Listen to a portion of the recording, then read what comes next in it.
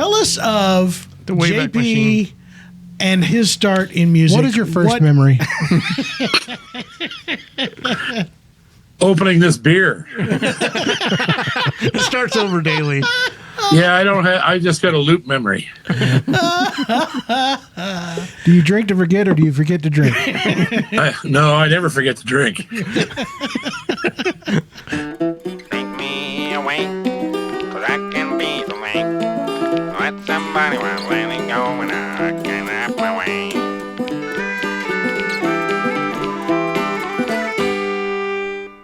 Hi, guys. Jason, it is 90 some odd degrees. Hey, welcome to the podcast. I just wanted to tell you a weather Welcome to report. the weather report. These cold With your opens are host, not working John for Chapman. me. Talking about the weather. For one You thing, idiot. literally, that's not evergreen where it's going to be winter time and somebody's listening to this and it's 93 Yeah, it degrees is. outside. Where the heck are they at? Okay. We're living Let's in start the over. Mojave.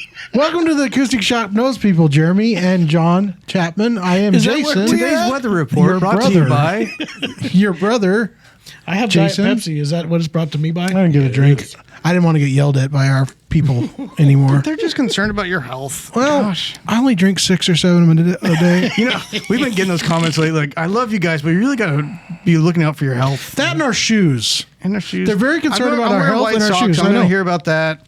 I get Me colorful and John socks. match. I gotta say, can we clear this up right now, Jason?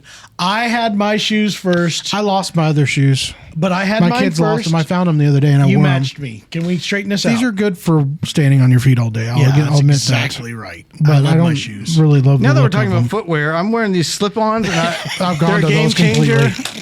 completely. Are you I a just bought a new Skechers pair from slip-on? Reebok. Yeah. Hey, are you just like Howie Mandel? Yes. Can you walk in and pretend I've you're a got 2 spokesman pair of for us? Skechers slip-ons. I've got 1 pair of Reebok slip-ons. Why do we even have laces anymore? We don't need What do them. we live in the 1800s?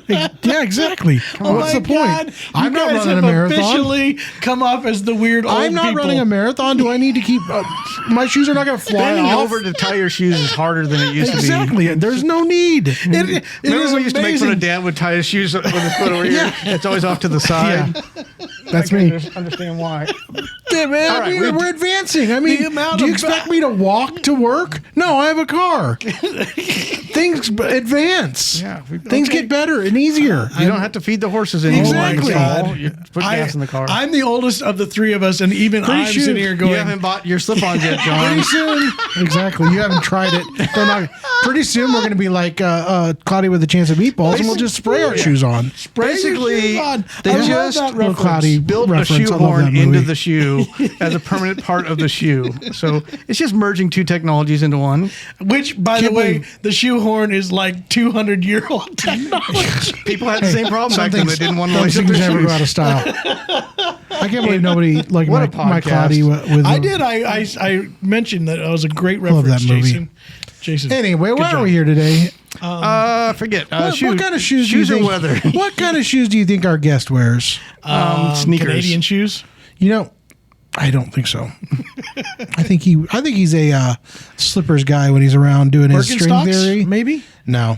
He wears No? real shoes when he's out on the. He probably wears. I almost guarantee he's got some Skechers If he slip-ons. does, we should ask about We that. gotta ask him that. Anyway, our guest is our good friend, Canadian brother, John Paul. family member, John Paul Cormier or JP. JP? Cormier, one of the best musicians I know. Yes, he is. A sweetheart, a teddy bear. One of those of guys a you just man. like getting bear hugs from. Yeah, he's a Good good friend. man. And I don't incredible picker. quite agree with Sometimes that. he's a little sweaty, so it depends on I it before or don't- after a show. But before, give me a big old We hug. get it early in the morning before the sweatiness. We're all sweaty and hugging each other. And either way, Yeah, it's all- sweat all is put all up with. love. Is it? Sure. Okay. So let's talk to him right now. Yes, I think it's a really good thing that the Acoustic Shoppe knows JP Cormier.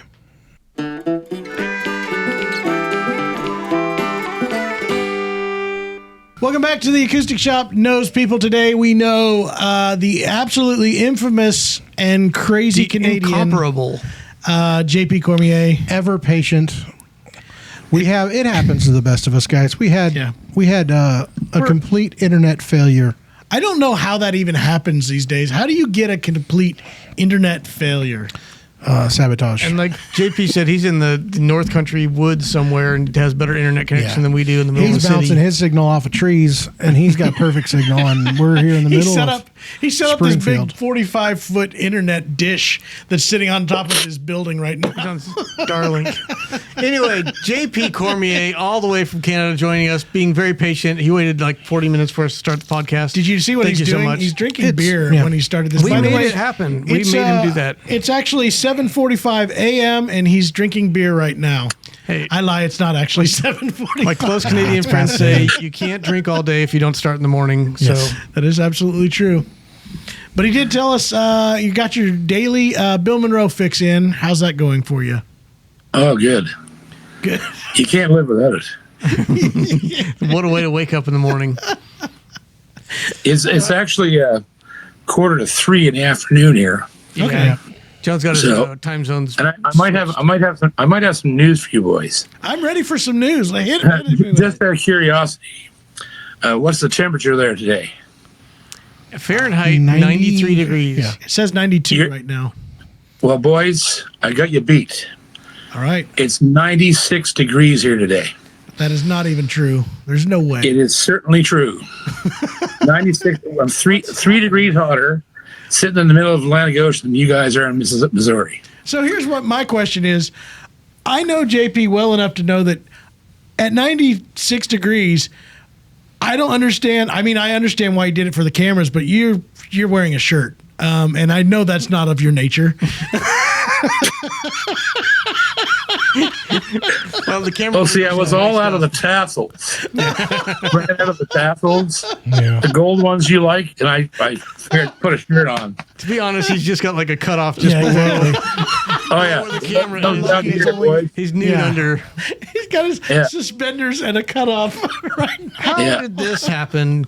The partnership between our Canadian Northern brother, JP Cormier, I guess it was Fretboard Summit where you guys first really Yeah. ran across him, correct? Yeah. 2 years ago? Well, I mean, No, we actually. we knew when we were up our, there. rekindled our love. Yeah. Was it Fretboard? But we've known JP forever. The first time I think we met JP would be in Georgia somewhere. Is that correct? Probably, or Oklahoma. Yeah. Oklahoma? Okay. It I was think I may have. definitely down here. I know that I saw you guys perform at Hugo, Yeah. Yeah. That's big festival up there. Yeah, that was a. I was that's playing with Enoch literally and- known as the armpit of the Yeah, world. speaking of right heat. there. And then probably McAllister too. Yeah, sure enough. I was playing with Enoch Sullivan both those times. Yep, Enoch and Margie together. Yep. And that was a pretty powerful. So I guess that's where we should actually start, Jer. I think we should go back. Tell us of The Wayback JP Machine. and his start in music. What is your first What- memory? Opening this beer. it starts over daily. Yeah, I just got a loop memory. Do you drink to forget or do you forget to drink? No, I never forget to drink. So you're for those who are not familiar, absolutely incredible musician, not just guitar player, but play all the major stringed instruments. That's what you were doing when you played with the Sullivans. The hurdy-gurdy. The hurdy-gurdy was actually one of your main instruments for quite some time. Don't forget the tuba String. and the flugelhorn. I did say stringed instruments.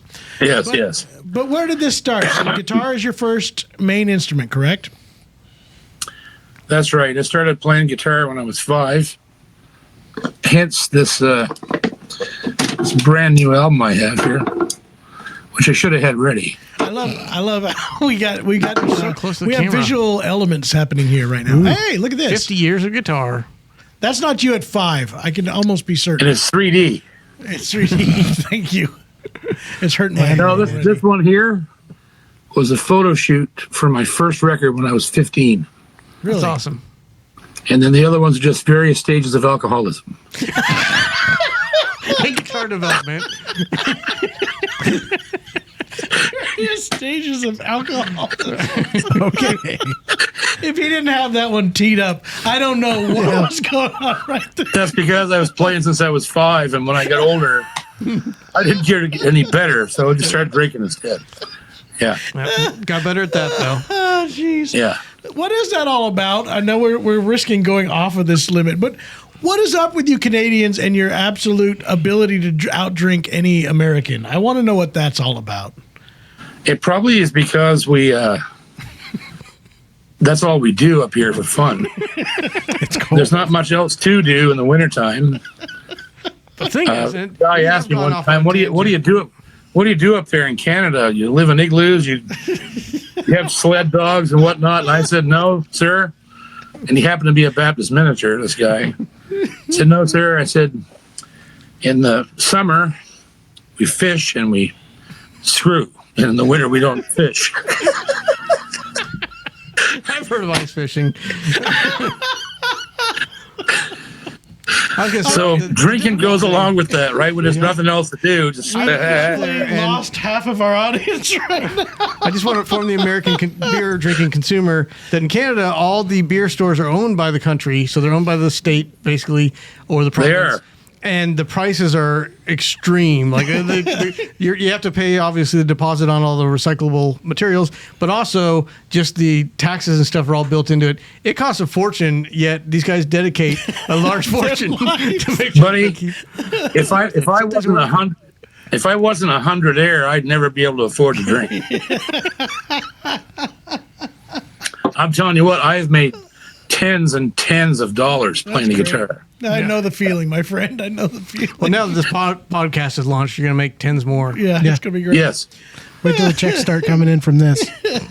Oh yeah, you're going to be inundated. So we've established that he starts young. I'm trying Let's get back to guitar playing. Guitar. Started young. drinking at a young age, and then then you ended up coming to America playing bluegrass music. Of all, let's go there. Why bluegrass music, and where is that connection? Well, it's probably because I started listening to my first guitar hero was Chet, and then through Chet, somehow that funneled me directly into Doc Watson. And I was starting to get curious about where this music came from. I understood sort of where Chet's music came from. My mother was a piano player, and she had this encyclopedic memory of what she called the war songs, the stuff that was popular in the 40s. And so I was well aware of old jazz standards and old country music and all this stuff. And I discovered Doc when I was 12 or 13 years old. I'd already been playing Chet for all my life, 8 years, memorized a dozen of his albums. And when I heard Doc, I lost my mind. And Really? I went right into that. And then I started searching around, and literally my local library had an album borrowing facility, right? Sure. Didn't just do books. There was LPs there. Yeah. And one of the LPs I found was an Osborne Brothers record. And as soon as I heard Sonny and Bobby, I was hooked. Mm-hmm. I immediately wanted to play, banjo, mandolin. I already was toying with the fiddle in those days. And that's how it happened. And I started to go, the only place you could go to see music around here in those years, in the early 80s, was bluegrass festivals. And that's where I ended up. I just sort of fell into a crew of like much, much older people than me, way older. Like I was 13, they were in their 50s. And they were banjo players and dobro players and fiddle, and they were all bluegrassers. So that's what I was exposed to, and that's how it happened. So by the time I made my first record, when I was 15, it was a combination of sort of Doc Watson, Dan Crary stuff, but it drew from bluegrass and Americana as well. Yeah. Like the old stuff. Like I did Record the 1262, and I did sort of a bluegrass version of Darby's Castle, which I had never heard done bluegrass. I found out after that the Country Gentleman did it. I'd never heard that version. I just made one up. And so that taught me something, that there was a huge connection between bluegrass and all forms of music, because American players way back were doing non-bluegrass material in that style. And that really intrigued me, because it translated all the way over to Chet, who did all kinds of music in his style. Yeah. And so it was like a perfect storm, really. And then I'm really curious about this, because you just said, you memorized Chet stuff. And most guitar players would go, that's extremely complex stuff. And it is, for most people, they kind of feel like that's on a league of its own and above. And you say you go back to Doc, and that's what really, got you and made you go crazy. I'm sitting here going, on the world of guitar players, Doc, extremely great. But that technical side, for a lot of guitar players, they assume that Chet is so much more. So I'm trying to find out what was it that drove you wild about Doc Watson's playing after taking on such incredibly complex stuff as Chet? Well, Chet Atkins plays a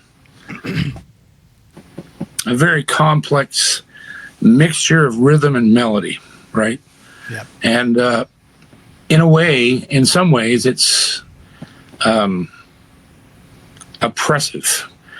There's only so many things you can do with it, right? And once you learn how he does what he does, you probably play half of the things he plays, and the other half you'll never play, because he was Chet.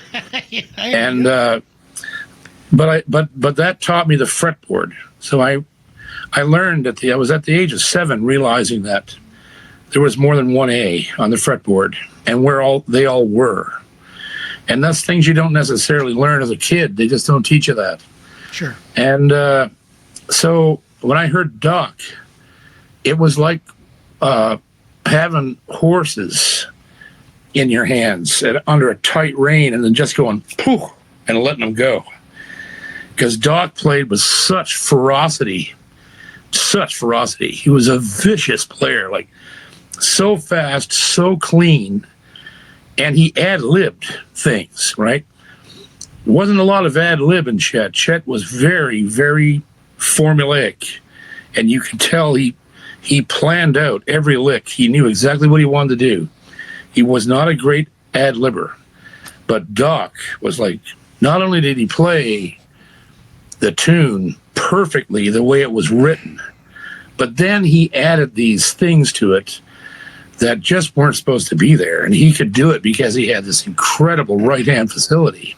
Mm-hmm. I'm used to playing with 2 fingers and a thumb, and here's a blind man with a single plectrum doing things that Chet does with rolls and things that Chet needs 3 fingers for. Yeah. The first time I ever heard Doc play the Beaumont Rag and heard him flat pick, I went, oh my God, this isn't possible. And that's what really got me going, really, was hearing him cross pick. The way he did those licks in Beaumont Rag and building the low ground, and his variation cross picking that he used to do all the time. They're kind of a shuffle cross pick. Those things just intrigued me because it was with a flat pick. It wasn't thumb and fingers. Sure. So then when I started to learn it, it was a whole new school, and I realized, wow, I can actually express myself with this style easier than I can as a finger stylist, and that's why it went there. This is, of course, I'm assuming of no discount of fingerstyle guitar players and what they can do. God, no. There's because you still continue to do that. But I do find it interesting because of the fact that I think a lot of people kind of think of especially bluegrass music and flat picking and the archaic simpleness of it. And it's like, there's a complexity that only shows its head when you take it on. I think it sounds so simple, right? Isn't that what we always hear from other musicians that come from other formulations? It's like, this stuff sounds so simple, and in everybody's head it should be. But then you really start to dive into it and recognize, holy smokes, this is a whole nother level to what you think is out there, I guess. Without sounding self-gratifying. Well, I always had harder than anybody else. I always had this. I just was gifted as a little boy, right, to hear things different. And the thing that blew me away about Doc was not the notes he was playing at all. It was the space between them. That's what turned me on. Sure. His timing was so awesome. And there was so much air between the notes. He could manipulate the whole groove of something by changing the space between the notes. Like he'd hit something and there'd be a breath and then he'd go. And that fascinated me, right? Because in fingerstyle, it's frantic. You got to keep the spaces filled all the time because you're trying to be two guitar players at once. Sure. Doc wasn't concerned with that. Doc was, I'm going to deliver this melody to you in a way that's going to just blow your head off. And you won't be able to forget it because it's coming at you a million miles an hour like a machine gun. No mistakes, no flubs. And the spacing of it is so perfect and has so much drive that you can't help but get involved in it in your head. Like that's the way he did it. The next guy I heard was Crary, which was the same thing, only Crary had different space between his notes. Yeah. He played more like a fiddler. And then, of course, I heard Rice, which took it to the level of jazz, because Rice's spaces, right, the timing of his notes was total saxophone. Mm-hmm. It really was. And then later on, I found out that's all he listened to. So it makes total sense, right? So I'm curious, JP, do you have any stories of first time getting to actually play with any of these heroes, Chad or Doc or Tony or? Well, when I was the year after I discovered Doc, I was I think 14. I think I had done there was a huge television show here on the East Coast called Up Home Tonight, and it was a variety show held on a set that looked like a kitchen. And the host was a 5-piece bluegrass band. Really? And it was hugely popular here. It was the number one show here for 8 years. And then the network canceled it for just no reason and destroyed all the tapes, which we found very, very disturbing. And it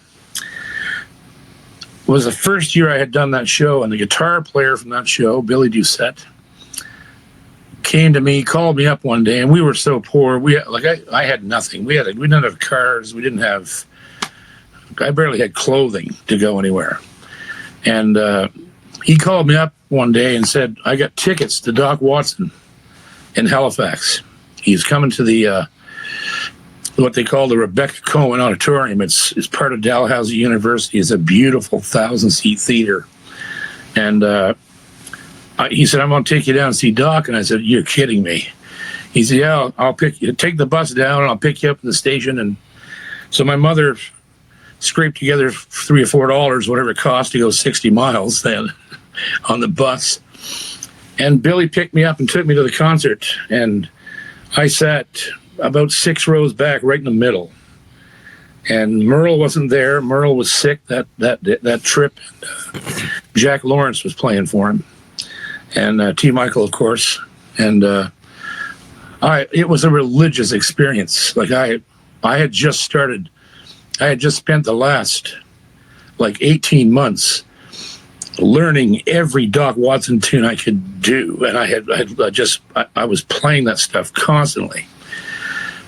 So at the end of the night, because Billy was a television personality, he got us backstage. And Doc was sort of up against the wall, surrounded by people. Sure. And he was signing their records, and the guy from the Cohen was standing there telling people, you realize he's blind, right? And they said, yeah, we don't care. And he just goes and just put a mark on the seat of the LP and give it to them, right? So I stepped by Doc into the dressing room. Ironically, the dressing room that would be mine, 40 years later, playing there with the symphony and all the times I've played that hall now. That's awesome. And I'm a little kid, and there's Doc's guitar open, sitting on the shelf, on the dresser. And I looked at Jack Lawrence. I said, you think I could play Doc's guitar? And Jack went, yeah, go for it. He didn't know me from anybody. So I picked the guitar up, I put the capo on the second fret, and I played Black Mountain Rag. And I nailed it, except for the last phrase. That very last phrase, I just wrecked there, right? And as soon as I finished, Doc stuck his head around the corner and said, "Thanks for the compliment, son." And then the head went back, right? I learned something that night. And he told me later on, I met him a few times after that. And when I started touring, and he told me one night, he said, "I just want to let you know, you're not making nobody any money but me when you play like me." Oh, I thought that was the greatest thing. He was a wonderful man, Doc. Yeah. A beautiful human being. Yeah. Absolutely. That's awesome. And having that, like you said, years later, being back in that dressing room, I'm sure that kind of brought it full circle. Or really, I think about it every time. Yeah. Like we're playing. Me and Dave Gunning are doing our Christmas shows there this year. We've already sold out 3 nights, and I go in that place every time I play in there. And this is with the Nova Scotia Symphony too. We're doing the Christmas show, full symphonic arrangements. I did a huge show a couple of years ago. It was a tribute to Lightfoot with full symphony, 40-piece symphony. And I sit in that room now, and I just look at that shelf where Doc's guitar was sitting that night, and I just marvel. I'm just like, he was in this room. He was right here and here. I think, and it makes me feel good. It makes me feel like he's not gone, That's one of the cool things about being a musician or learning to play an instrument. We had the same conversation with Sierra Hull where, you see your heroes, you meet your heroes, you see them on the Grand Ole Opry, or you see them the stage at Myrtle Fest. And then years later, because of the dedication and the practice and really just sticking to learning your instrument and becoming proficient at it, you find yourself in that same place that when you first were there, you're in awe of, wow, someday it'll be great to play on the Grand Ole Opry or to have this dressing room, and play with the symphony orchestra. All those things, there's that potential and that possibility, and that's kind of that excitement of what music can be. Other skills are a little harder for something like that to happen. Maybe a sport or something, you can see your heroes and someday wish that you'll be on the field, but it seems more attainable for musicians that really just stick to it, and then you kind of get to that place. It's like, how did I get here? Yeah, it's amazing getting to see your heroes, and also what that does to you as a musician.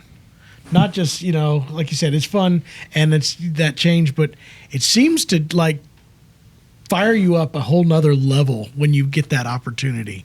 I'm sure you went home from that performance and worked on that last phrase. If you got to make sure you got it right next time. About 10,000 times. I can do it in my sleep now. Jason, do you have any heroes? No. Okay, JP. just wondered. Yeah. The closest thing. I mean, I just wanted to put Jason into the conversation. I'm sure we'll get back to some more JP history, but I guess I asked you guys at the beginning. You kind of rekindled the relationship at Fretboard Summit. We used to play up in Canada a lot, especially up in St. Louis area. St. Louis de Kent, I think is the way they say it. Yeah. But up on the northeastern side. We also played in Halifax area. And often people would say, "Hey, have you guys heard JP? We got to go see JP. He's playing tonight." Said never heard of him. Yeah. He's Canadian. He can't be that good, right? No, but that's where we first really got our introduction to the legend of JP up in Canada. And I guess somewhere in between you touring in the States with the Bluegrass group, you also built a reputation as, Canadian's premier flat-picking guitar. Was that something that you did dual, or you'd go back to Canada and do, personal shows? Well, the way it worked with me was a couple of years after I met Doc, not even a couple of years, I put out that first record, and I had a friend of mine who sort of took on a managerial role for me, and he helped pay for the record and get it out. And he said, we need to take this into the U.S. because, how far can we actually go in Canada where there's only 2 bluegrass festivals per province, and there's just no way you could ever make them all because the season's too short. take 7 days to drive across Canada, or 10 in those days. And so he said, we're going to go to the U.S. So he rented a trailer that we hauled behind a 79, this huge land yacht Buick car. And we took off for the States, and we made this weird circuitous tour. It started at Gettysburg, Pennsylvania, where we attended Bill's 60th birthday party, I think it was, or 65th, can't remember now. And spent time with him, and I met him, and I met Bill Keith there, and the other Bill, Don Reno, and Bill Evans? No, the old guy played an Ovation guitar, lead singer. I know who you're talking about. Harrell, Bill Harrell. Bill Harrell, yeah, I met Bill Harrell there. I met the Seldom Scene there that weekend. And I was the kind of kid, I just run up to these guys and start talking to them. So Good for you. like I spent an hour. I spent an hour with John Duffy just peeing in my pants laughing. He's one of the funniest guys I ever met. He's telling the story about coming in there in a Cessna. They flew them in this little plane. Yeah. Because they were so far away the night before. The story of this plane landing was more than you could take.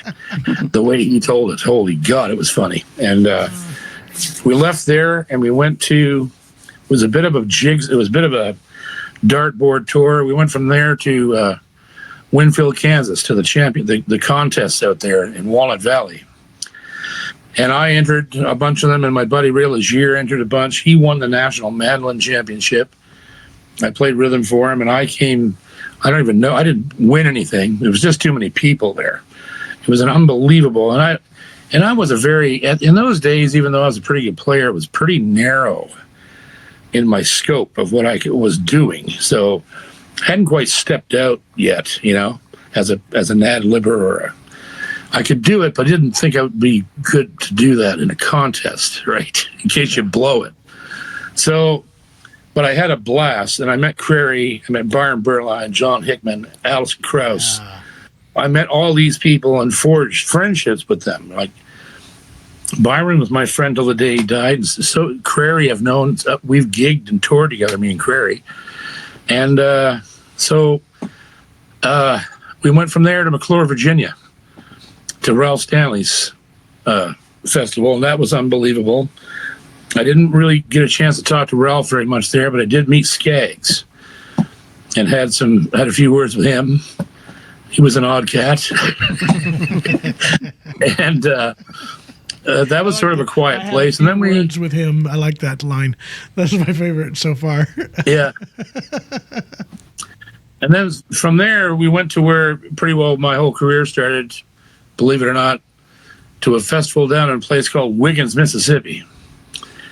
The Magnolia State Bluegrass Festival, and that was put on by the Sullivans. Yeah. And when I got there, and now mind you, the reason I was meeting all those people is because every festival we went to, I had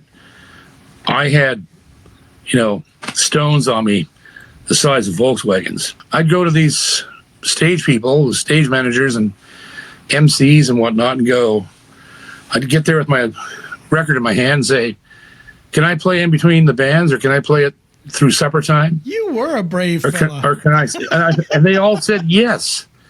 They all said yes. I don't know why. And I get up on stage and play the guitar.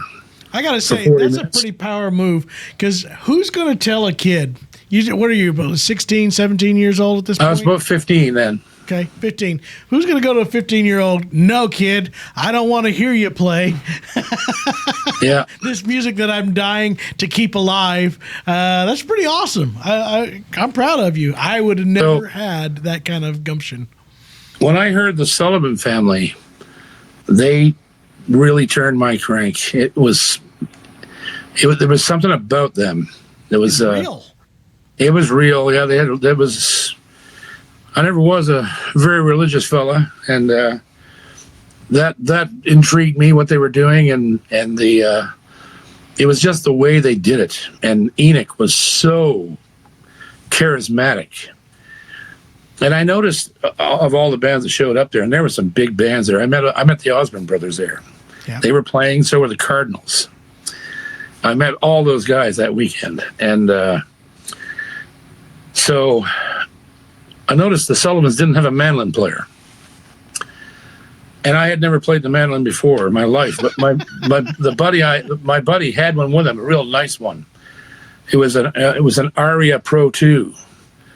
That was it was a $1,500 mandolin back in the 70s, handmade in Japan, and it was a nice mando.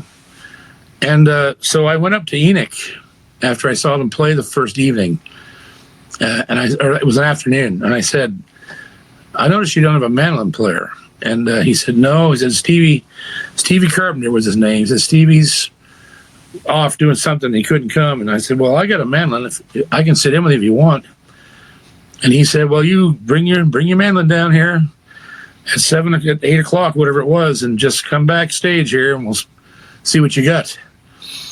So I went down there, didn't know nothing. And but I could play the guitar and the fiddle. So I knew where the notes were. I knew all the notes were. I just, on the way down there, I taught myself the 2 closed chord forms, literally walking down the field. Got backstage, and he started off with, in B flat of all keys, using my Bible for a road map. And I just fell in there with that chop, because I've been listening to Bobby Osborne and Bill, and I knew what the mandolin did. Threw me a solo. I took it.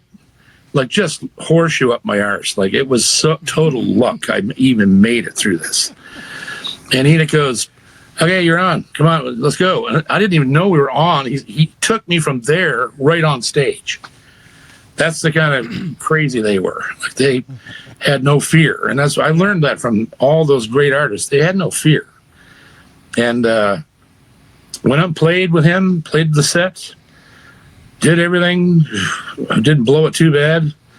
Come down off the stage, and I said, I really enjoyed that, Mr. Enoch. I said, if you ever wanted a mandolin player all the time, I'd be willing to move down here. And I don't know why I even said that, as that was never my intention. And it just came out of my mouth. And he said, you mean you'd move to Alabama from Nova Scotia? And I said, yeah, sure. I didn't know what I was getting into, right? He said, well, you go home, think about it, and if you still want to come. This was in September, and got home, spent the winter. In January, I called him. I got Miss Margie on the phone. I said, do you think Pop would... I was calling them all the time over the winter, right? I said, do you think Pop really meant I could come down there and play all the time? She said, yeah, son, if you want to come, we got a room for you. So I hitchhiked from Bridgewater, Nova Scotia to St. Stephen's, Alabama. Wow. And with my instruments. I had a guitar, a mandolin, a banjo, and a fiddle. And them all rigged up with like backpacks. I had a little tiny Adidas bag with my clothes. And I just started hitching. And I got there in, 4 or 5 days. And got a couple of good long truck rides. Landed at the top of the driveway, walked down to the house, and I never looked back. What I failed to ask when I took this job was how much it paid. Because it didn't pay anything. And I remember going to Enoch, he promised me, he'd say, I'll pay you $150 a week, son. And I was like, that sounds great, because I had never had any money in my life ever. And I'd go over there to get paid. He'd give me like $30 or $40, and half of it being silver. And oh my God! I lived on Hardee's Burgers for I don't know how many years. I have a story about that too, but I'll save that one. Yeah. So that went on for quite a few years. Like I think I played for him for about 3 or 4 years, and then I got an offer from a lawyer over in Boonville, Mississippi, to go over there and go to Northeast Community College, where they had this Americana program. There was only 3 of them. It was that one, and one in Texas, and the one at Middle Tennessee State University. And he said, if you'll come over here, I'll pay your whole way. I'll get your collegiate green card and I'll pay your way right through to Ole Miss if you want to get a degree in teaching music. So I said, well, I got to go home and get my GED because I had quit to play music in grade 11, right? Mm-hmm. So I left again, went home, got to grade 12, went back down, went to college in 88 and 89, I think it was. And they never got my visa for me. So about a year and a half in, just before I was ready to graduate, get my associate's degree, immigration came calling, deported me. But they didn't catch me. I went down to Enoch's place. And nobody finding you down there. Nobody's finding you down there, boy. Went back to work for Enoch. Enoch says, what the hell? I thought you was going to college. I said, well, I was, but now the sheriff's looking for me, so we go play some gigs. Because I had the lawyer sold me an old beat-up old Chevette with no paint on it when I first got to college for $300, and I drove that car back home eventually. Sold it for $800 up here. There you go. Yeah, it had about 1 million miles on it. Miles, not kilometers. Yeah. And so that's how that all went. And then I just couldn't stay away from down there. So it was 3 or 4 months later, I was right back down there. This time I took my brother Bob with me, and started working for the Meharry family a little bit, Paul Meharry and his family. And then that wasn't paying any money, and I had Bob to help too. He needed money. So I went over to see Jerry Sullivan, who was Enoch's uncle, because Enoch had no money either. Jerry seemed to be doing pretty well. They just got a Grammy nomination for Joyful Noise. Yeah. They were being produced by Marty Stewart. Marty was in the band. Like, I was replacing Marty in that band. So I asked for the job, and Jerry right away said, absolutely, John Paul, you can work with me. You better go ask Enoch's permission first, though, because they hated each other. Yes. And so I did. I went over and asked Enoch. I said, would you mind if I went and worked for Uncle Jug for a while? They called him Jug because he was a drunk back in his early days, right? And Enoch said, well, son, he said, I don't mind. I said, but some of my boys, he had 4 or 5 kids, 4 grown men. I said, some of my boys might not take liable to take a shot at you around here. I wouldn't be going out around too much if I was you. And he was dead serious. And so, that was the first time I got threatened over a job change. And so I went to work for Jerry, and that's where everything really exploded for me, because we were working in Nashville continually. I was working with Marty. I was going up to do sessions with Marty in the studios up there on the off seasons. We worked for Whalen. I did 12 television shows with Whalen. We reopened the Ryman Auditorium. They actually used our song as a theme song, The Brand New Church. And I was writing with them. So everything was going just nuts. And until it was one of those things where we did so well in Nashville that Jerry stopped looking for work, because he thought that one of those people up there was just going to keep sending us killer gigs. He was waiting for Whalen. He was waiting for Marty. He was waiting for Travis Tritt. He was waiting for all these people that we were working with up there. But they didn't do anything. There was no more grand work, right? Meanwhile, we all went broke. And I had married a woman from Canada by that time, that we were living down there. And I got my green card finally, my work permit. And that was all done by Chet. Chet and Marty and Whalen got me my papers. And so at some point I just looked at Jerry and said, well, like I said, I got to go home. I can't feed 3 people on $75 a week, and the church giving us food every Wednesday. Like you said, there was no way. And again, Jerry told me that I wouldn't live to get out of Washington County. And I said, well, we'll see about that. We rented 2 U-Hauls and left out in the middle of the night, literally in the middle of the night, scared shitless. I really thought they were going to get us before we get out of there. Because I wasn't just taking the band away. Once you're in, you can't. Yeah, I wasn't just taking the band away. I was taking their driver away. Bob was a bus driver. Hilda was working in the office for them. Like I dismantled the group by leaving, and I understood they were going to be mad. Marty was mad. Marty hasn't spoken to me since. A few times, but nothing. He's not my friend anymore. Let me put it that way. I feel really sad about that.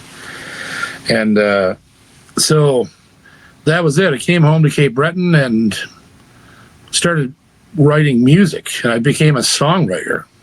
And I learned that down there too, right? From Jerry and Marty and listening to all the great American writers. And plus our, Lightfoot, Leonard Cohen, Ian Tyson. Mm-hmm. There were so many great songwriters up here.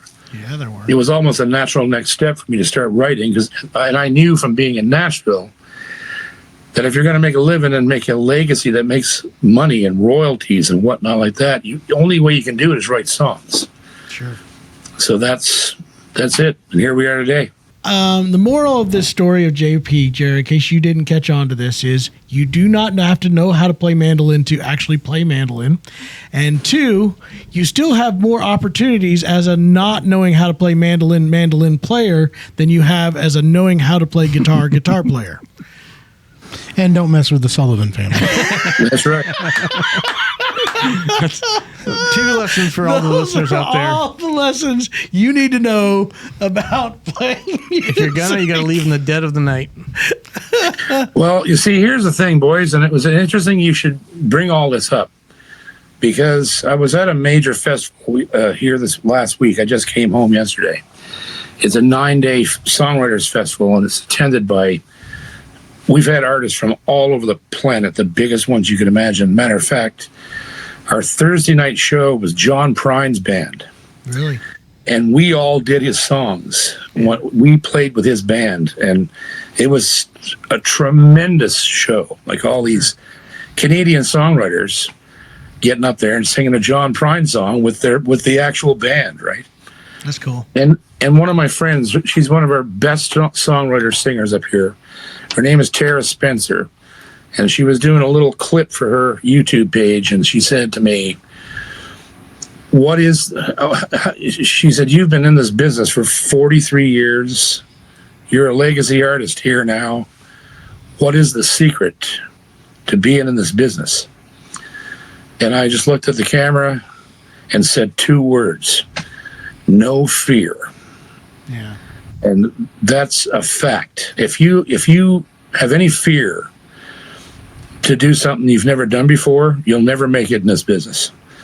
Because you have to be not afraid of rejection, not afraid of failure, not afraid of learning something, and not afraid of looking like a fool. And that's if you have all of that going for you, you can achieve anything in this business. That's the key. That's great advice. I hear that. And I mean, that's the thread throughout your story has been that, like no fear, going up to Doc Watson, asking to play his guitar. Like I don't know if I would have done that. It's those type of things though, that taking those chances that really paid off. Again, we just did the podcast with Sierra, the same thing with her, like just going up to Allison and saying hi, or going up to Thiele and not being afraid to introduce yourself and to put yourself out there is really the way it kind of grows. And you were saying you went back to Canada and really took up songwriting. Did you kind of have that same experience with songwriting where you're just going to put songs out there and not fear people judging them, or was that a different experience for you? That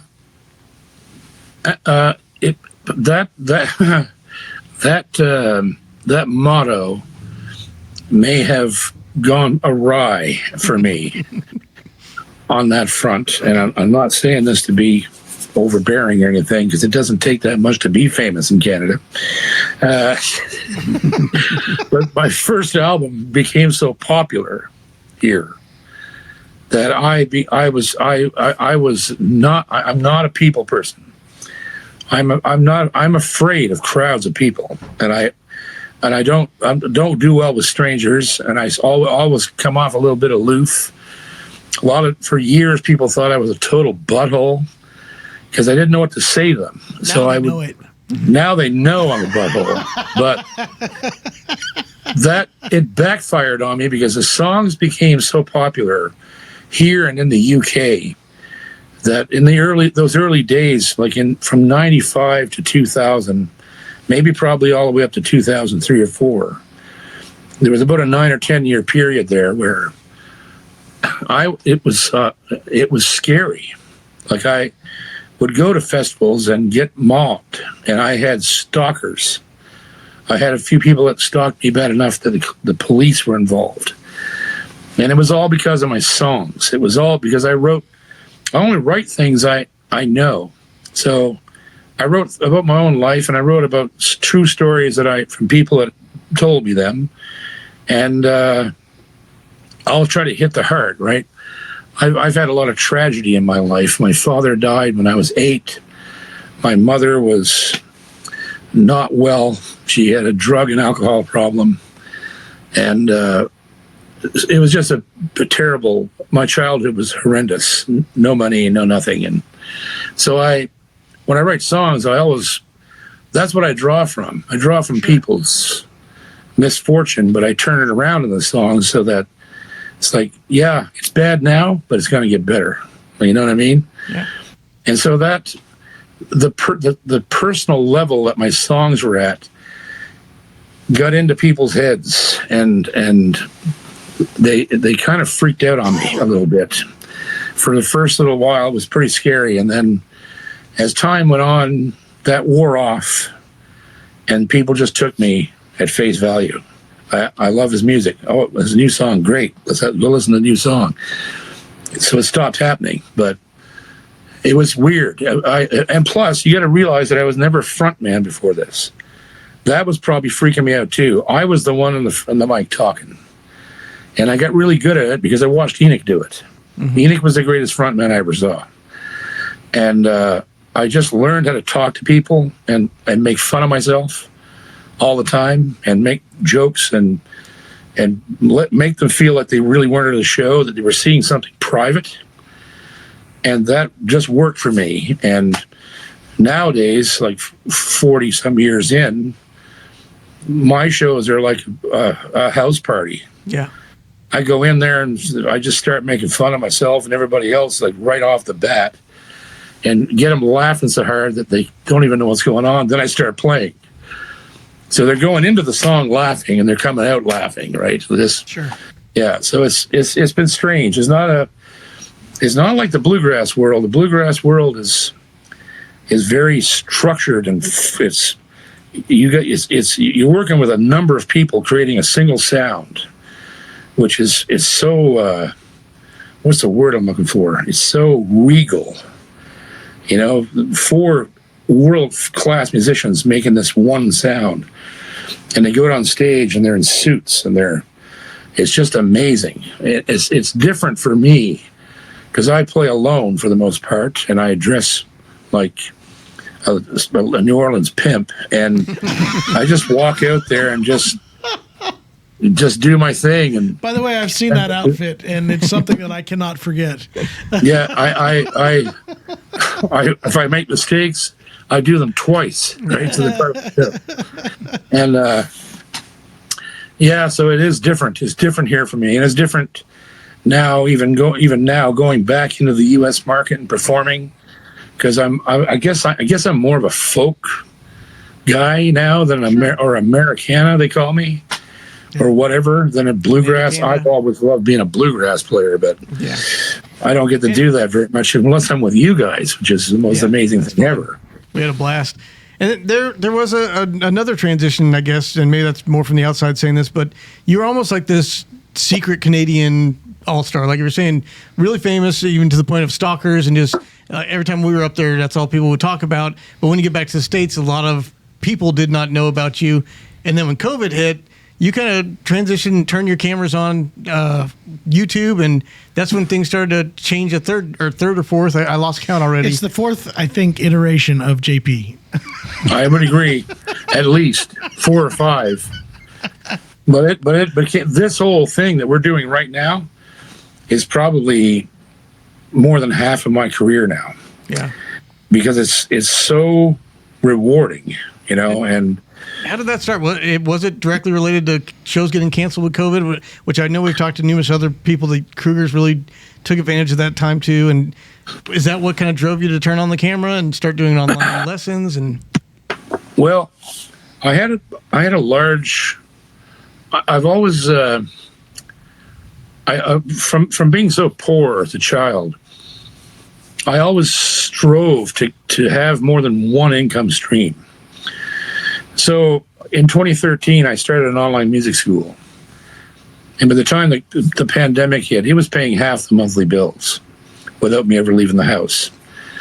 And then I had my wife, of course, is an airline captain.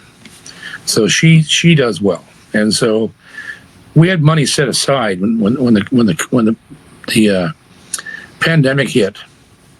We were fine. It was like she was still being paid, and I was being paid, but from royalties from the school, from different things that were going on, and so, but I was bored, really bored, and I because I travel all the time, and I thought, man, and I started to practice a lot more. I started to come up here and play and record and stuff, which was great, but my wife said, Ginger says to me, you got to go do something. You can't just sit here because I can see it coming apart. It ain't working out for you. You've got to go. You have to go create something. I said, okay, well, what do I do? She said, well, you got a YouTube channel with 4,000 people on it. And I said, well, yeah, but I haven't gone on there since 2014. So it was all from one song. And she said, well, just go on there. Go on there and talk about your guitars. And that's how it started. I started out with string theory. I went back and watched the first one day. I don't know how many episodes there are now. It's hundreds. And I laughed my ass off because I looked so terrified. And I was being so proper, like, yes, Benji 6207, the A string of my guitar is a 46, and it devolved over the time because it started to become so much fun. I love how I had people coming in every single week. Yeah, it's now devolved. I like that. Oh, it's devolved. It's just become this huge get together. yeah, 1,000 people show up at the show. Not evolved. And we make jokes. We tell stories. We answer give valid answers to questions. We play. There's often a guest here, and then you watch the numbers go up over the week. You had 1,000 people at the time. Then by Friday, it's 4,000, and then if it's a really funny show, it might double and triple that, right? yeah. So, yeah, and then that led into the guitar reviews and the actual concerts we've had in here, live at Ginger's Barn. There's a new show we're launching probably this fall called Road Dog, and it's where I'm going to go back through all my instruments that I have and talk about where they've been, how they held up, what repairs had to be made, like all that stuff that people ask, like, yeah, it's a great guitar, but how's it going to be in 5 years, that sort of thing. Sure. So that's going to happen, and it's just gone insane. Like we're around 40,000 subscribers, and we got 300,000 views and 1.2 million minutes watched a month. Yeah. Like, it's insane. It's really crazy.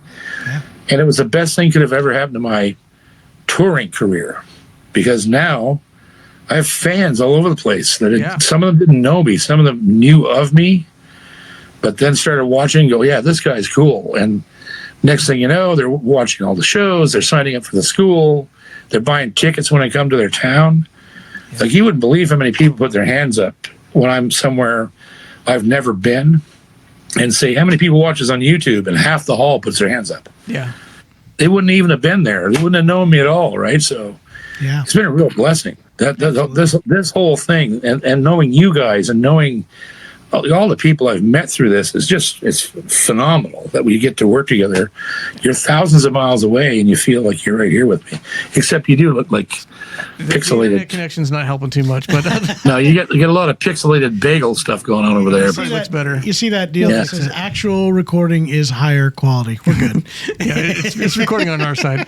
But I think it is what you said, that you figured out not to just try to be this character on that first episode and started to show your genuine self that really helps people connect to it. Like it feels like, you know, when you're putting on a show, you're being yourself, but you're still performing. You're on stage and performing, and when you're in front of the camera, you're just being your genuine self. And I think people really can connect with that, and it makes people lifelong fans. That's what we relate to. That's what we do. I mean, Yeah, there's no other way to do it. I do, and it's funny you mentioned that because I never thought about this before, but you're right. Like my stage persona is different than this one. I had because I remember I mentioned to you earlier how unaccustomed I was to like fame, whatever you want to call that, like people noticing me, and I was not accustomed to that in the early days, and I got a rep for being not the nicest guy, but it wasn't. I was just terrified. I didn't know what to say to people when they came up to me, and I would just shake their hand and smile and just look at the ground. I didn't know what the hell to do. I still am very weird about that. I don't take compliments well and all and stuff, and so my stage person, this reputation started to come. You know, the game where you put the one kid says something to the next kid and then each repeats it and it goes all the way through the class. By the time you get to the last kid, it's not the same sentence at all. Mm-hmm. Well, that's what happened to my rep, right? I was known to be difficult to approach, is what they used to say, right? Well, after a while, it got to be, yeah, JP punched a guy in the face and he did. in Saskatoon for commenting on the cat. By the way, greatest headline ever: JP punches a guy in the face in Saskatoon. Yeah, and it went out of control. It's like it became this legend. Like JP once drank 24 beers before performing, and like he set the hotel room on fire. Do you dispute this? Oh yeah, I do. I would never do that. But it became a joke, right? I was like, okay, so my stage persona, I started to go out on stage and act, you know, really gruff and bad and almost insulting to people, right? But in a joking way, and it carried me. People loved it. It was like, this is hilarious, because they would meet me and realize I wasn't that way at all. And I would often make references to some of the things that I was supposed to have done over my lifetime, right? And it just worked out great. Good. So now, like, I go out on stage and I'd be a caricature of that guy that they used to think I was 30 years ago, right? And then off stage, I've learned to appreciate people, you know, coming up to me, and I hug people and I tell everybody I love them, and I mean it. I'm very lucky to have done what I've done all these years, and so they know, and that kind of thing spreads like wildfire. Like, you don't have to do that very long before everyone sort of has a different picture of you, and they realize that you have a stage persona, but there's a person there as well, right? Yeah. Absolutely. I think that the channel has really helped you amplify that, and people really, if they heard one of those rumors now, they'd say, no, I know JP, that's not true. you come across the way you really are genuinely, and that I think the YouTube channel really allows you that opportunity to, I mean, you're in your own home. You can't be any more comfortable than being in your own home talking about something you've done for the last 40 years of your life. It's your comfort zone. Yeah, it's pretty awesome. I'm fairly lucky. Yeah. I say that all the time, and I mean it. I can't believe I get to do this for money sometimes. And I just look back. Things you're starting. You got two different brands right now that I know of that you have JP Cormier models coming out, where you get to help design instruments with brands that you probably used to look up to years ago and never think there's going to be an Alvarez JP Cormier guitar and Boucher Yep. The Gallagher was the one that blew me away. I mean, that's that. When Gallagher that you played that first time. Yes, it was Donald. Yeah. It was the old one. It was the old one he had in the road for since 72 or whatever it was. And I couldn't believe it. When David Mathis told me that he was going to build me a signature model guitar, I almost fell out. Yeah. Like, that was the last thing I ever expected to ever happen in my life. That I would have my name on a label of that guitar. Because I watched that. I used to just sit and look at pictures of Doc holding that guitar, playing that guitar, and I would just daydream. Because it was the best sounding guitar on record I'd ever heard. And I mean any record I'd ever heard. It still is. To this day, the tone of that guitar far surpasses anything I've ever heard.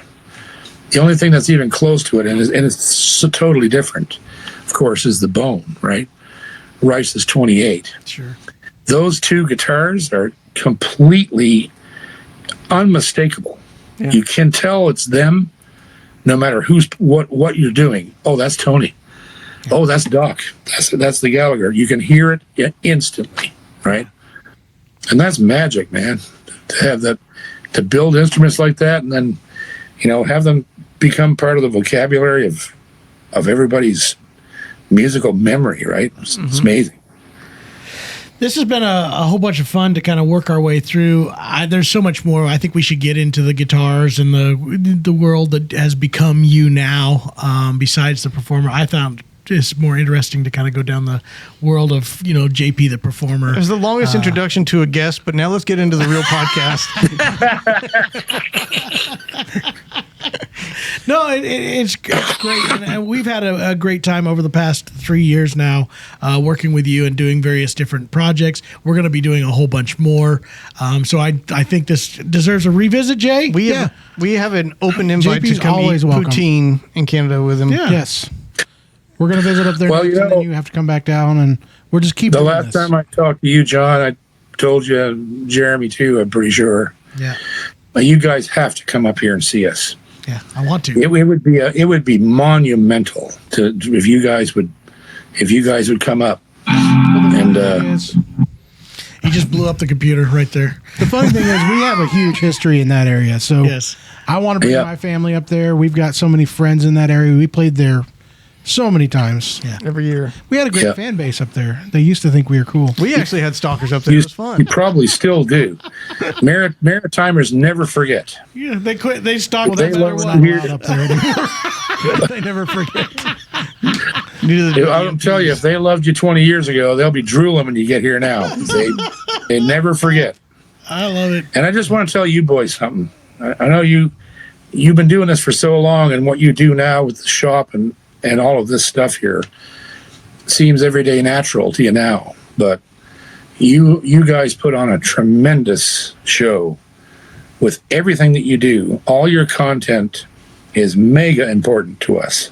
Yeah. And you're inspiring a whole new generation of players to get involved and to ask questions and to make good choices about where they want to go as instrumentalists or singers or songwriters. What is the tool they want to use?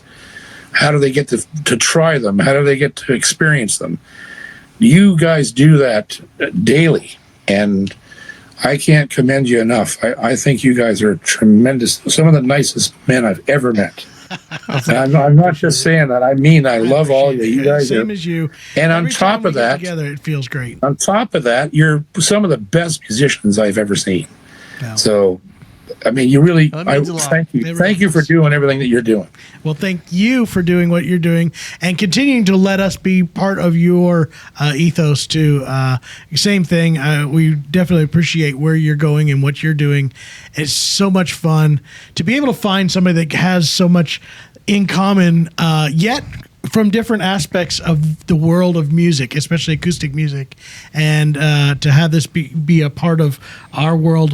We just appreciate you letting us be, part of yours as well. Absolutely. Well, I'd like to invite you then. Ginger told me to tell you that she's real keen on doing a YouTube Live with you together. Yeah. That'd be awesome. There's a go live button we can do, right? So she wants to get you guys on the show ourselves. That'd be Sure. great. I want to know. and bringing in some. A side question: how many people have you had stop in on the show expecting you to be talking about physics? Actually, there was only 2, and I'm not. And it's true. It's true. This one and the one guy. Okay, so the first guy came on was a professor from Dalhousie, and he come on and said the comment he left was, "Oops, I thought this was about math." He left, right? Yeah, he said, The second guy said, was yes, like, it is, counting to 4. yeah, exactly. And the second guy come on and left a comment. He was like, "Oh, I was studying for my exam and thought I could get some pointers here." I said 30 minutes of this, and you didn't mention physics at all. Yeah, but guess what? That guy, I won't name him because it would embarrass the crap out of him, but that guy is still on the show with us now. 6 years later, he joined my membership. He never misses a Wednesday, That's awesome. and it turned out he was a guitar player You didn't know it. as well as a physics student. So awesome. That's very good. that's cool. Well, yes, we will definitely be doing more project live in I'd the love future. to be on the live with Yep. you. JP's been pushing an album. I don't know why he wants to record with us, but I would love to record with him. It'll be a happy. Not that one. You Not said that one. us A coming new up to album. record- but you can push that one too. You can push 50 that years. one too. 50 years of doing this. Good for you, JP. It's going to be great. Here's one of my favorites. I can't. Yeah, it's pixelated for me too. Doc the Watson. Doc Watson albums. Yeah. Yeah, Doc and the Boys and Live and Pickin'. Yeah. Live and Pickin', yeah. Good stuff. It was the guitar album that was out Yeah. the year that I went to see him. And that's the one I bought, the one that had Sheep in the Meadow and Guitar Polka and all that stuff on I it. remember that album. Very, very Yeah, boy, that was a good record. Oh. Well, let's keep doing it. Yep. Let's keep collaborating. We've Let's do officially got a everything we partnership. can.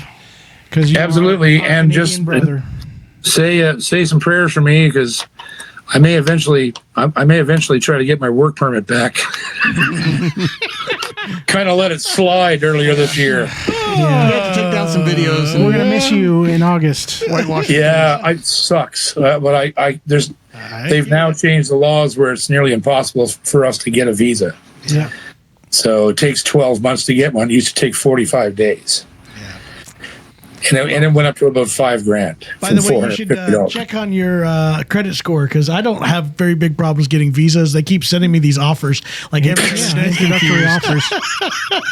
Yeah, try to give that to Canada Border Patrol when you come up. See how that works out. You just got to get the right one. Yeah, Have you looked into this gold visa? It only costs you gold We're visa. losing the signal. All right. We're staying apolitical. Boys, I tell you. Please All right. stop now. Cut. All right. Yeah, everybody so much, stop. JP. Everybody quit. We love you down here. We can't wait to I see love you again. guys. And we're making we'll a do trip this to again. Canada soon. Don't worry. I will co-sign for your next visa. Okay. Not quite And to don't- Atkins and Don't forget, American Federation of Musician players, they don't need paperwork to come to Canada. Okay.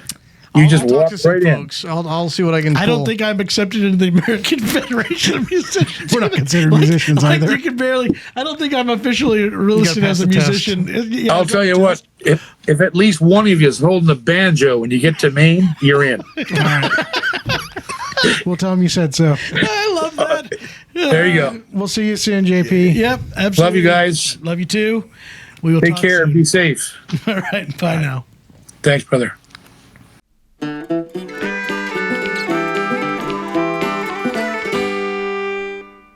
There you have it. I love how we always say There that. we There go. you have it. That was And now It's actually you our know text the line, rest right? of the story. Yeah. Remember we used to, There Mom you used to listen to know. that every day. Great series of. I can't think of his name right now. I can't either. You started me Put it in on the this. comments, folks. What is his name? The rest of the story. No. 20 You know minutes. the rest- 20 minutes, 48 hours, 24 60 minutes. seconds. With Yes, your JP host, Cormier with a lot of Don fun. Jaw I almost got it Muskis. too. Quite in my a. head. I didn't realize that he just. Some of these people taking these major risks, like hitchhiking from Canada down to Alabama. I'm surprised you getting. See, well, it's a different world With- back with then. 4 People used to instruments. do that. Yeah, I guess it was, there was more hitchhiking in that. It's true. When I was a kid, which would have been, he was talking about like early late 80s, 70s, early 80s. That was when I was a little kid. People I were remember getting murdered all the so scary. much. Yeah, I was gonna say all the scary stories around the campfire were about hitchhikers picking up the wrong hitchhiker. I bet in Canada there was probably a lot more hitchhiking. I bet if you tried to, I bet if somebody tried to do this now, they wouldn't get there with their instruments at least, at very least. Yeah, there's a good chance you would not have instruments when you got to Alabama. But I'm so glad he did. Yeah. And I find it very interesting about the Sullivans and the death threats. a bit of a mob going on down there. It's a very interesting world of gospel family bands. We have some history people. with the Sullivans too. That sounds like a no podcast. death threats. You know, like these No true death crime, threats, though. These true crime podcasts, but do one that's just like the Yeah. Sullivan family, the crime family. Well, yeah, I mean, the deep Alabama, they probably they probably go way back in their family Lineage. history. Yes. That was a lot of fun. No, it's cool. And we do have to make the a trip to Gemstones. Canada. Again. I miss our Canadian friends. We used to just have some of the best time of our year. We'd go up like a week early I keep before the threatening shows. that I'm going to go up there and just visit. Last time I was on the phone with JP, I said, "Yeah, I'll go up there. I'm going to bring my family.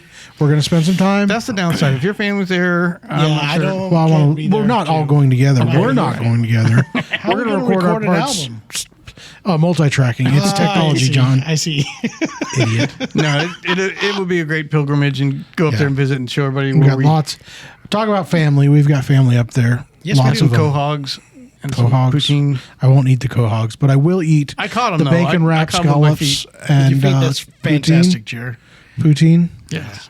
Lobsters. Boy, I'm I was getting telling hungry right now. my oldest son about the story about me and you trying to swim across the bay and almost killing ourselves.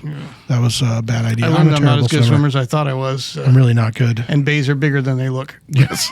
That island is further away than we thought. But we made it. Help! We survived. Help! Good thing JP was there to save us. He wasn't. He wasn't actually there. Hey, he's actually in Halifax. You guys keep talking about New Brunswick. It's a Just little the way northeast said- corner. from Canada. Who said? I didn't say anything about New Brunswick. I just said in that area. They're right next to each other. Thank you for the PEI, geography Nova lesson, Scotia. John. Hey, I want to go and go back and visit my Titanic history. Yeah, There's a I John want to. Chapman that died, has the same birthday as me. Did you know my 100 oldest son is years really before. into the Titanic? Like like his grandfather got him started on you it. tell him what obviously. happened? Yeah, I told him. He's aware. He just likes big ships or the tragedy. He's seen the movie, but we had to skip over the booby parts. The movie parts. click, click, click. So many families had to skip over that part. I remember I was about 15, 16 when I was sitting next to my dad in the theater. Dad, I've never seen boobs. What are those? What's wrong with her chest? Anyway, this podcast has gone so far off. It's supposed to be about shoes and weather. Family. Shoes. Anyway, JP is a great guy, and I had a great time. just admire his playing so well. He's a and the great- community. great musician. He has built a great community online of people that just enjoy Yep. visiting and talking music. Yep. It's great to have him. do We're it going to have him again, back. The guy And can hopefully drink we'll see a him. beer every now and then. I appreciate that in a fella too. I admire that in a fella. We love JP. I hope you guys love him too. If you don't know, join him on String Theory. Look up JP Cormier on the internets. You'll know about it. Yeah. And join us for the next person that we know. We don't Or know who thing. that is, so we should. What shoes do you wear? Yeah, put it in the comments. Do you like How hot Skechers is it where you're slip-ons? currently at? Oh God, why? What is this? Goodbye, guys. Take me away. The Acoustic Shoppe Knows People, handmade by Trent Pruitt, Hinkley Hinkleston, and Jason Chapman for the Acoustic Shoppe. Theme song written and performed by Ofer Koren. And please remember to rate and review us on Apple Podcasts, Spotify, or wherever you get your podcasts.